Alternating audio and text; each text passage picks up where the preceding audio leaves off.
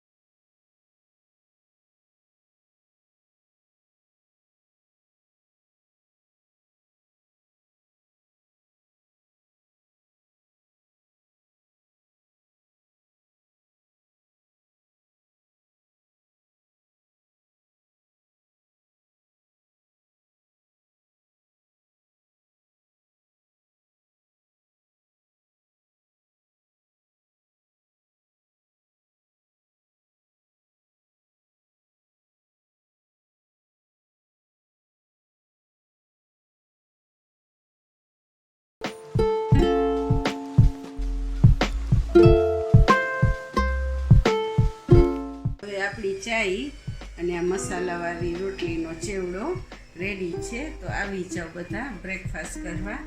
અને તમને પણ રોટલી વધી હોય ને ગમે તો તમે પણ બનાવજો રોટલીનો ચેવડો. સવારમાં બ્રેકફાસ્ટમાં મજા આવશે. અને કાંઈ બી સજેશન આપવું હોય તો નીચે કોમેન્ટ કરજો મને, અને તમે ટ્રાય કરીને મને કહેજો કે કેવું લાગે છે. Okay, thank you. જય શ્રી કૃષ્ણ, બાય.